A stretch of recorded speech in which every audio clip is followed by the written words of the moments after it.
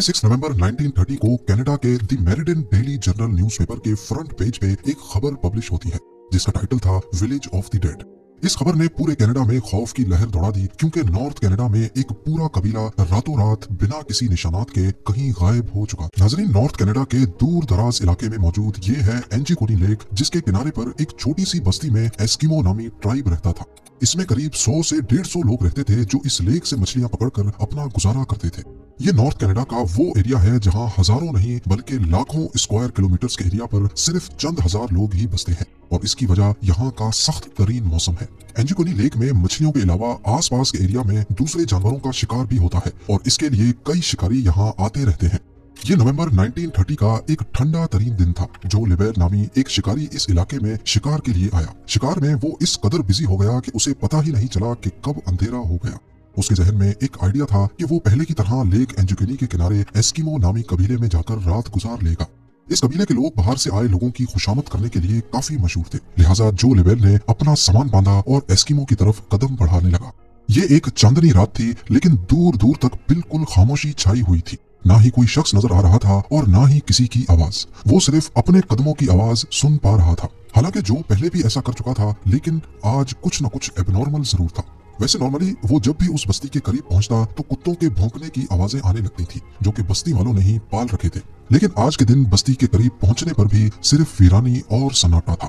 ये सब महसूस करते हुए जो ने अपने कदमों की रफ्तार को बढ़ा दिया। उसको लग रहा था कि शायद गांव वाले सो रहे हैं या फिर कहीं गए हुए हैं। अब दूर से ही वो बस्ती के खैमे भी देख पा रहा था, जिनमें से धुआं उठता हुआ भी दिखाई दे रहा था। लेकिन करीब पहुंचने पर भी उसको किसी की आवाज सुनाई नहीं दी। फाइनली जब जो लिबेल बस्ती में दाखिल हुआ तो वो ये देखकर हैरत ज़दा रह गया कि यहाँ पर ना कोई इंसान है और ना ही कोई जानवर। पर जो के लिए हैरानी की बात यह थी कि कुछ घरों के ऊपर से धुएं उठते हुए दिखाई दे रहे थे कि जैसे इनके अंदर कोई मौजूद हो। वो रैंडमली एक खैमे में गया, लेकिन वहां भी कोई मौजूद नहीं था और ऐसा ही हाल सारे खैमों का था। शायद जो ये सारा मंजर देखा अनदेखा करके वहां से चला जाता, लेकिन एक चीज ऐसी थी जिसने जो को और ज्यादा परेशानी में डाल दिया। कुछ घरों में खाना पकाने वाले बर्तन चूल्हे के ऊपर मौजूद थे, लेकिन उनमें खाना जल चुका था। यानी किसी ने रात के लिए खाना बनाने के लिए रखा तो था, मगर वो खा ना सके। यहाँ तक के बस्ती की औरतें जो कपड़े सिलाई करती थी, वो कपड़े भी वहाँ मौजूद थे और सुई में धागा भी डला हुआ था। ऐसा मालूम हो रहा था कि शायद बस्ती के लोग अचानक ही यहाँ से गए हैं, पर आखिर गए कहाँ?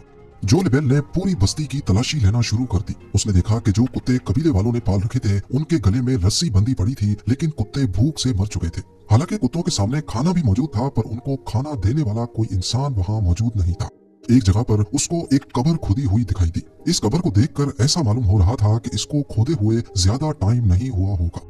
ये सब देखते हुए जो लिबेल की परेशानी और खौफ में बेहद इजाफा हो चुका था। वो रात के वक्त अकेला ये सारा मंजर देखकर काफी घबरा चुका था। यहाँ के लोग जब कहीं भी जाते हैं तो अपने साथ अपने कुत्ते जरूर रखते हैं, लेकिन ये सब देखकर ऐसा मालूम हो रहा था कि शायद यहाँ कुछ अजीब हुआ है। कोई ऐसी अनहोनी हुई है जिसने लोगों को अचानक से कहीं जाने पर मजबूर कर दिया है।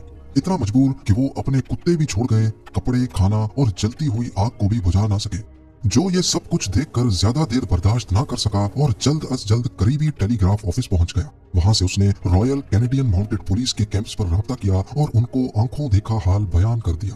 पुलिस जब गांव में पहुंची तो जो लिबेल ने जो कुछ बताया था वो सच साबित हुआ। पुलिस को शक हुआ कि शायद यहाँ किसी ने हमला किया है और बस्ती के सारे लोगों को मार दिया है। लेकिन अगर ऐसा होता तो बस्ती में कहीं तो खून के निशानात मिलते। खून ना मिलता तो मार धाड़ की वजह से कुछ सामान ही बिखरा होता। पुलिस ने फौरन गांव वालों को ढूंढने के लिए एक सर्च ऑपरेशन का आगाज कर दिया। इस सर्च ऑपरेशन में एक बहुत ही अनोखी चीज देखने को मिली जो शायद जो ने भी नोटिस नहीं की थी। सारी बस्ती बर्फ से ढकी हुई थी, लेकिन उस बर्फ पर किसी के भी पांव के निशानात नहीं थे। वहां सिर्फ एक ही शख्स के पांव के निशानात थे और वो जो लिबेल के अपने थे। यानी अगर इस बस्ती में जो के अलावा कोई आया नहीं और कोई गया नहीं, तो फिर बस्ती वाले गए तो गए कहाँ? लेक के ऊपर भी बर्फ जमी हुई थी और बस्ती वालों की कश्तियां जमीन पर खड़ी थी। क्योंकि इस मौसम में मछलियों का शिकार नहीं होता, इसी वजह से कश्तियों को जमीन पर खींचकर पार्क कर दिया जाता था। अगर तो बस्ती वाले लेक में तैरकर कहीं जाते या उनको किसी ने मारकर लेक में फेंक दिया होता, तो लेक के ऊपर बर्फ की लेयर कहीं ना कहीं से जरूर टूटी या बिखरी हुई होती। पुलिस को इन्वेस्टिगेशन में यह भी मालूम पड़ा कि ये लोग जो के यहाँ आने से 8 दिन पहले ही गायब हो चुके थे, क्योंकि कुत्तों की मौत 1-2 रोज भूखा रहने की वजह से नहीं होती और घरों से निकलने वाला धुआं इस बात की निशानी थी कि इनको यहाँ से गए ज्यादा अरसा नहीं गुजरा, क्योंकि ये वो धुआं था जो लकड़ियां बुझ जाने के बाद भी काफी देर तक निकलता रहता है। पुलिस वालों के सामने ढेर सारे सवालात थे, लेकिन जवाब एक भी नहीं। कई महीनों के सर्च ऑपरेशन के बाद पुलिस ने आखिरकार इस केस को अनसॉल्व का ठप्पा लगाकर हमेशा हमेशा के लिए बंद कर दिया और वक्त के साथ साथ लोग भी इसको भूल गए। इस वाक़े के 50 सालों के बाद 1984 में रॉजर बोर और निचेल ब्लंडर नामी राइटर्स ने एक आर्टिकल लिखा और इस पूरे मामले को एलियंस से जोड़ने की कोशिश की। उन्होंने अपने आर्टिकल में बताया कि जब वो लोग इस एरिया को एक्सप्लोर करने एंजुकनी लेक के पास गए तो उन्हें वहाँ एक शिकारी और उसके 2 बेटे मिले। उन्होंने बताया कि अक्सर उन्होंने झील के ऊपर उड़ते हुए कुछ ऑब्जेक्ट्स देखे हैं जिनकी शेप मुख्तलिफ होती है और वो उसी बस्ती की तरफ उड़ रहे थे जहाँ एस्किमो ट्राइब रहता था। इस स्टोरी को बेस बनाकर यह बताया गया कि शायद उस रात एलियंस उतरे थे और बस्ती में मौजूद सभी लोगों को वो अपने साथ ले गए। एलियंस की मौजूदगी और उनके हमले का इन दोनों राइटर्स के पास कोई भी ठोस सबूत नहीं था, इसलिए ज्यादातर लोगों ने इस पर यकीन नहीं किया और इस थ्योरी को रिजेक्ट कर दिया।